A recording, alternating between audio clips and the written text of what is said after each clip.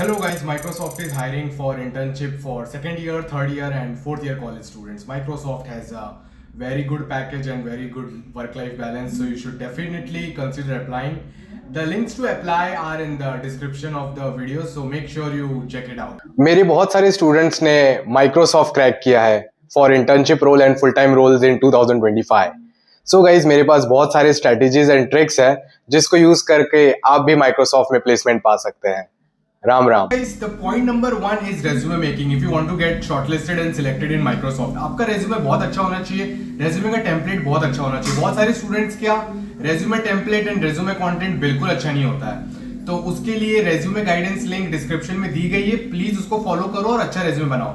आपके previous internship experiences point wise अच्छे से लिखे होने चाहिए, at least 3 to 4 full stack development projects, AI/ML projects जो जॉब आईडी के अकॉर्डिंग चाहिए आपको डालने चाहिए। MERN stack projects, Java Spring Boot projects, AI/ML projects, cloud networking projects, depending on आप कौन से जॉब आईडी से अप्लाई कर रहे हो, from the 3 links given in the description. इसके अलावा guys good DSA coding profile, see Microsoft को आपकी बहुत अच्छी कोडिंग स्किल्स चाहिए। LeetCode profile, GFG profile, Codeforces CodeChef profile with good number of questions and good rating will really help you in shortlisting.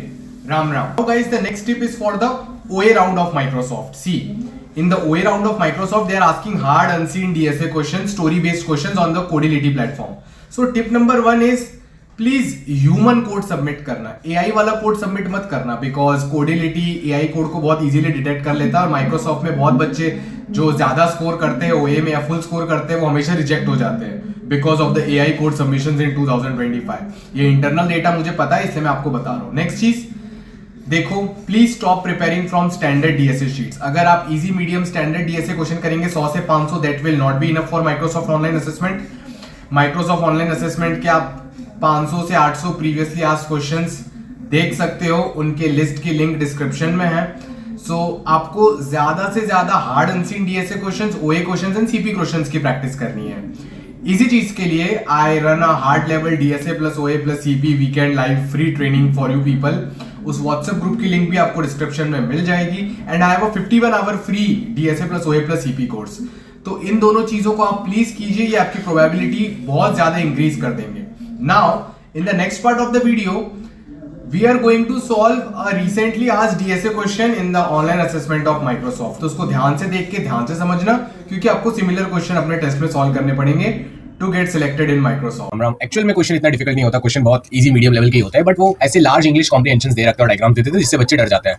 तो guys आपको डरना नहीं है, आपको क्वेश्चन रीड करना, क्वेश्चन समझना है। आप चाहे तो वीडियो को 1 मिनट पॉज करके क्वेश्चन को समझने का ट्राई कर सकते हैं। इस डॉक्यूमेंट की लिंक आपको डिस्क्रिप्शन में मिल जाएगी, ठीक है। ये क्वेश्चन आप तभी सॉल्व कर सकते हैं जब आपने मेरा बेस्ट प्रीरिक्विजिट कोर्स कर रखा है डीएसए ओएसीपी पर, ये वाला, ठीक है। ये आपको स्टार्ट से लेकर एंड तक करना है। मेनली आपको इसका हैशिंग, प्रीफिक्स और सफिक्स वाला पार्ट करना है, तो आप ये क्वेश्चन कर लोगे। तो क्वेश्चन में हमको क्या दे रखा है कि एरे होगा, एरे की साइज होगी 1 से लेके 2 × 10⁵ तक, और ईच एरे एलिमेंट 1 से लेके 10⁹ जितना बड़ा हो सकता है। और इनके C++ जावा पाइथन सॉल्यूशंस हम देखने वाले हैं, बट पहले क्वेश्चन को समझ लेते हैं। सो क्वेश्चन बेसिकली गाइस ये कह रहा है कि हमको एक एरे दे रखा है, ठीक है। ये एरे के एलिमेंट्स है 2 2 3 5 8 1। कह रहा है कि 2 फ्रॉग्स आप कहीं पर भी रख सकते हो। फॉर इजियर अंडरस्टैंडिंग आप अज्यूम करो कि ये 2 फ्रॉग्स है, फ्रॉग 1 और ये है हमारा फ्रॉग 2, ओके। 2 फ्रॉग्स है, हमको अच्छे से दिख रहा है, कोई प्रॉब्लम नहीं है। हम चाहते हैं कि ये फ्रॉग जंप करे। एक फ्रॉग कहीं से कहीं भी जा सकता है। A frog can go from index i to index i+1। For frog can go forward if the number is bigger on the right hand side. If this number is 5 and this number is 8, then the frog standing here can go to 8 because 8 is a bigger number than 5. So the number is greater than equal to the current number, frog can do the left jump or the right jump. So F2, what will F2 do? F2, there are 2 frogs standing at this index, okay? You can see. So F2 will jump from here to here because the next number should be greater than equal to the past number. Then F2 will go from here to here. Then F2, because 3 is bigger than 2, then it will go from 3 to 5, then it will go from 5 to 8. F2 will come till here. F2 will reach 8. Can F2 go to 1? No, because 1 is smaller than 8. F2 can only go to the right hand side if the right hand side number is bigger than the current number. So F2 will reach till 8 and F1 stays till 2 only. So we have to find the maximum distance between 2 frogs after both of them have done the jumping as required. You can make them jump as you want, but your final answer should have maximum distance. So, like here, what is the maximum distance coming from 2 to 8? 1 2 3 4 5. 5 is the answer for this particular test case. In this case, we did not make the frog 1 jump, only frog 2 was jumping, okay. So you understand the question. The question is saying that you can decide where the two frogs start their journey. Both of them need to start their journey at in the same starting index. You are allowed to decide the starting index. Now make them jump wherever you want to make them jump. Just make them jump. Finally, after all the jumps are over, distance between F1 and F2 should be largest.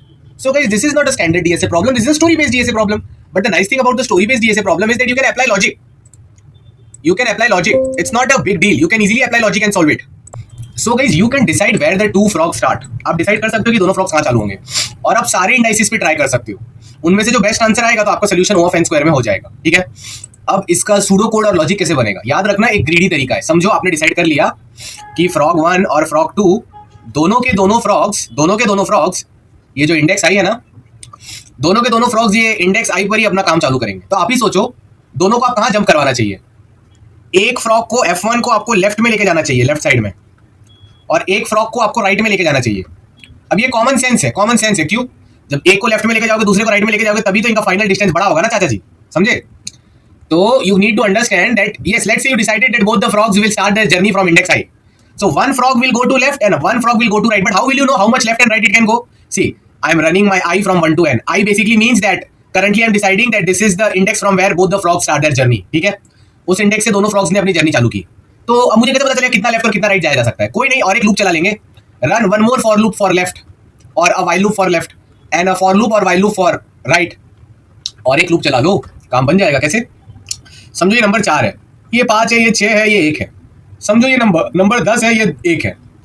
तो अगर मैं यहां से right का loop चलाऊंगा ये index आई से, तो क्या होगा गाइस? मैं राइट का लूप तब तक ही चला सकता हूं जब तक बड़े एलिमेंट्स आ रहे हैं. तो नेक्स्ट एलिमेंट 5 है, क्या 5 4 से बड़ा है? यस, तो I will do right plus plus. फिर मैं 5 से 6 कैसे जाऊंगा? चेक करो, क्या 6 5 से बड़ा है? यस, तो राइट प्लस प्लस. मतलब अब मेरा राइट यहां तक पहुंच चुका है, 6 नंबर तक राइट पहुंच चुका है. मैं इतना राइट में जा सकता हूं, जंप करवा सकता हूं. क्या मैं 6 से 1 पे जा सकता हूं? नो, 6 से 1 पर नहीं जा सकते, जर्नी स्टॉप हो गया. एक बार भी अगर हमको ऐसा नेक्स्ट नंबर मिल गया जो हमारे जितना है, हमसे बड़ा नहीं, हमसे छोटा है, तो जर्नी स्टॉप. मतलब आप यहां से स्टार्ट करेंगे तो आप ये रेड एरिया को कवर कर सकते हैं. आपका एक फ्रॉग F2 यहां तक पहुंच सकता है. लेफ्ट में वैसे लेफ्ट का एल्गोरिथम लगा लो. ये करंट नंबर क्या है? 4 है ना, तो लेफ्ट में देखो 10 बड़ा है, आप यहां पर जा सकते हो. क्या 10 से 1 पे जा सकते हो? नहीं, वो छोटा है. तो आपका F1 frog max to max 10 तक जा पाएगा और F2 फ्रॉग 6 तक जा पाएगा. तो इनका डिस्टेंस क्या होगा? समझो ये है इंडेक्स I और ये है इंडेक्स J.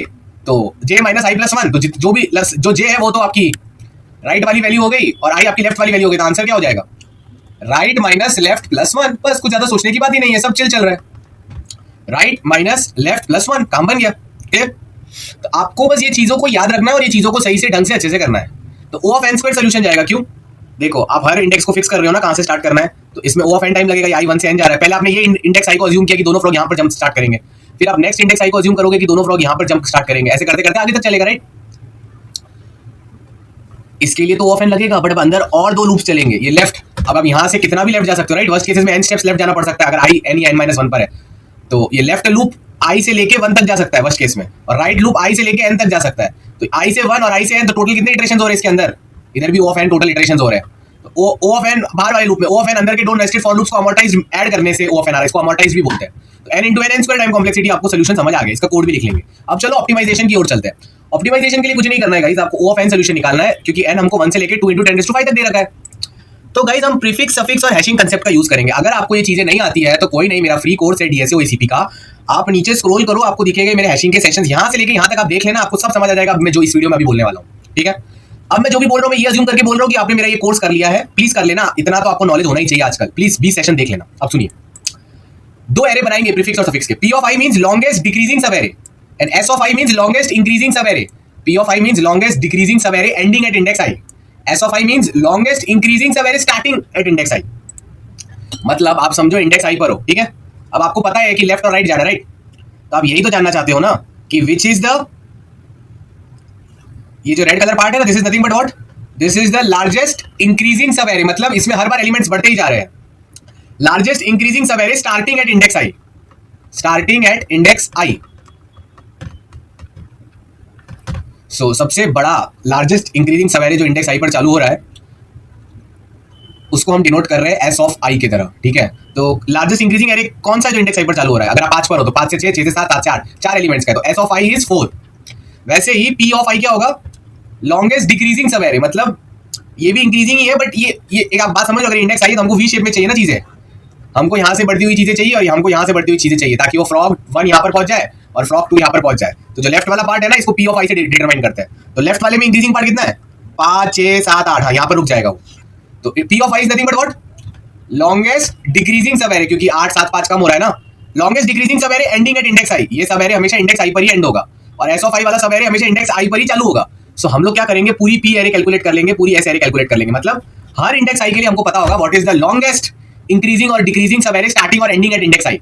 ये कैसे कैलकुलेट करेंगे, प्रीफिक्स सफिक्स हैशिंग कांसेप्ट से कैलकुलेट करेंगे। गाइस अगर आपको पी ऑफ आई और एस ऑफ आई पता है तो काम हो गया ना। क्यों, एस ऑफ आई क्या बताता है कि यहां से तुम भाई 4 स्टेप आगे जा सकते हो, पी ऑफ आई क्या बताता है कि यहां से तुम भाई 4 स्टेप पीछे जा सकते हो। तो आंसर क्या होगा, 4 और 4, आंसर होगा P I plus S I minus 1। ये बेसिक माइनस 1 क्यों लगा, इतना मैथ समझ लेना, क्योंकि ये जो इंडेक्स आई है दोनों में 2 बार इंक्लूड हो गया ना।